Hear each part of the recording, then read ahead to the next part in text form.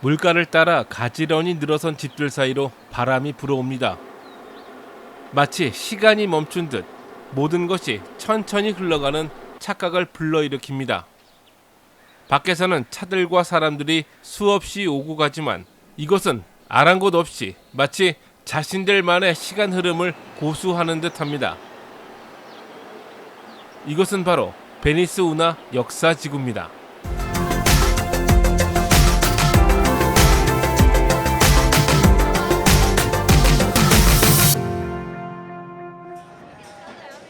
스케이트보드를 앞세워 자유를 상징하던 베니스 비치. 지금은 그 빛이 많이 없어진 듯 방종의 대명사처럼 여겨집니다. 무분별한 대마초 흡연과 홈리스들, 그리고 매너 없는 방문객 덕에 30여 년 전 찾았던 곳과 많이 다릅니다. 그런데 그곳을 벗어나서 5분 정도 걸어서 올라오면 정반대의 풍경이 펼쳐집니다. 고요함 속에 쉼을 얻을 수 있는 미국 속의 베니스 운하 지역입니다. 정식 명칭은 베니스 운하 역사지구, 말 그대로 역사적 의미가 있는 곳입니다. 태생부터 미국 속의 베니스를 표방하며 이탈리아 베니스의 느낌 그대로 닮았습니다. 그 유명한 에봇 키니에 의해 1905년 만들어진 베니스 운하는 그 속에 본래 여러 운하들의 이름이 있습니다. 이것도 역시 키니가 붙인 것으로 알데바렌 운하, 카브리오 운하, 그랜드 운하 등 7개 운하가 있습니다. 한 가지 재미있는 사실은 키니가 베니스 지역을 동전 던지기로 얻었다고 합니다.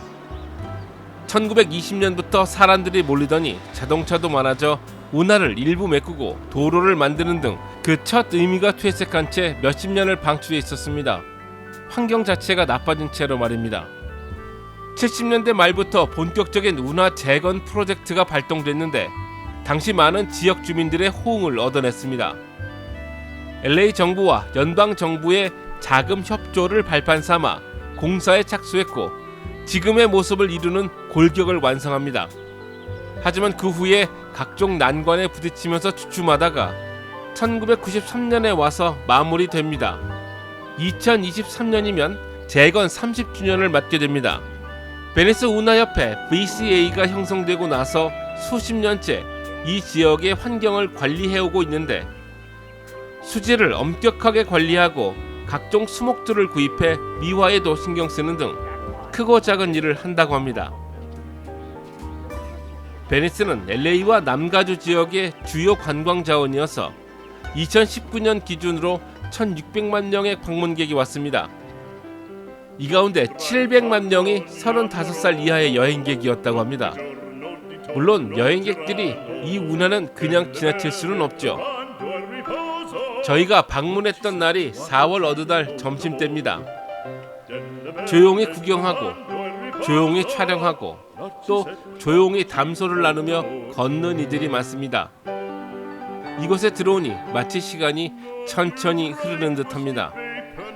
잔잔히 흐르는 물, 그 위에 떠있는 쪽배들, 이곳에 곤돌라가 운행했었다는군요. 각양각색의 배와 카누, 카약들, 이 집은 아예 배를 제작했군요. 편하게 의자를 만들었네요. 투박하게 만들었지만 편하게 앉아서 구경할 수 있게 제작했습니다. 재밌습니다. 그 위를 평화롭게 노니는 오리들. 익숙한 듯 사람들을 경계하지 않습니다. 점심때인데도 사방이 조용합니다. 그 덕에 사람들의 대화 소리도 작습니다. 큰 소리 내면 안 되는 분위기라고도 할까요? 누군가 집에서 뻗어나온 나뭇가지들이 이 한적하고 슬로우한 분위기를 더합니다.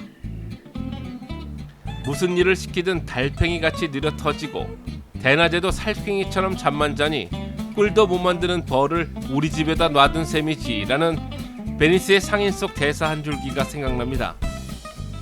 본래는 핀잔 주는 대사지만 왠지 베니스 운하에서만큼은 그래도 될 것 같습니다. 정말이지 페료에 누워서 책 한 권 읽으려다 불어오는 미풍과 졸졸 물줄기 소리를 벗삼아 낮잠 늘어지게 잘 것 같습니다. 그것도 매일매일 말이죠. 물길을 따라 양쪽으로 난 인도를 걷다 보면 구름다리가 보입니다. 차도인데 꽤나 이색적으로 보입니다. 물 위에 비추인 집들이 꽤나 멋들어져 보입니다. 가만히 보면 어디가 물인지 분간이 힘들어지는데요. 마치 내 자신이 그림의 일부가 된 듯한 느낌마저 들고 있습니다. 베니스 지역에만 4만 명 정도의 주민이 살고 있다고 하는데 운하 지역만 별도로 거주 인구를 다룬 자료는 찾기 힘들더군요. 2008년 당시 기준 4만 명, 그 이후에 인구 센서스 데이터는 아직 없습니다. 근데 여기서 궁금합니다. 과연 이곳의 집값은 얼마나 할까? 그래서 질로우라는 사이트에 접속해봤습니다. 질로우는 주택 매매 전문 사이트인데 꽤나 유명합니다. 저도 뉴스 리포트 제작 당시 몇 차례 질로우의 자료를 인용했을 정도니까요. 해당 지역의 집코드 90291을 입력하고 보니 가장 비싸게 나온 매물이 775만 달러입니다. 방 5개, 화장실 7개, 5,600 스퀘어피트, 그러니까 대략 159평 정도네요. 한 층당 80평 정도의 크기입니다. 이게 775만 달러. 다른 주택들도 160만에서 400만 달러 사이로 다양합니다. 바닷가 바로 앞쪽의 주택들이 평균 400만 달러 정도 하네요. 그럼 아파트는 어떨까요? 스튜디오가 한 달에 1,775달러네요. 주택 렌트는 9,500달러, 12,000불 정도 합니다. 아무튼 많이 올랐습니다. 아파트의 경우 한인타운보다 저렴한 듯 합니다만 타운 내 아파트들이 갖는 먹세권, 역세권, 편의성 등을 고려하면 글쎄요, 조금 비싼 듯 하기도 하고 바닷가 옆에 있어서 그런지 좀 세긴 합니다.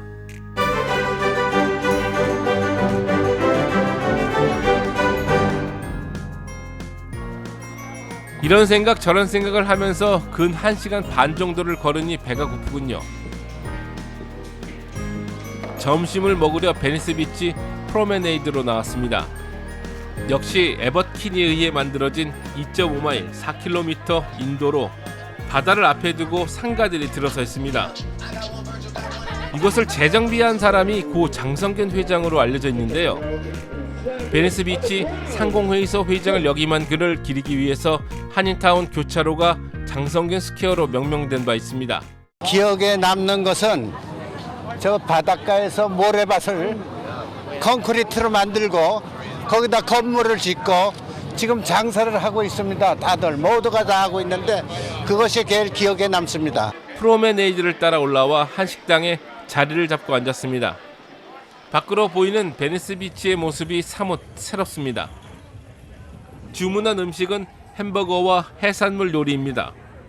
햄버거에 올라간 달걀 프라이는 거부할 수 없는 맛입니다. 커피도 빼놓을 수 없죠. 그냥 무심하게 내린 듯한 블랙커피에 크림과 설탕을 넣는 맛도 좋죠. 저도 가끔은 이런 커피가 땡깁니다. 와이프와 아들 녀석이 주문한 음식도 맛있습니다.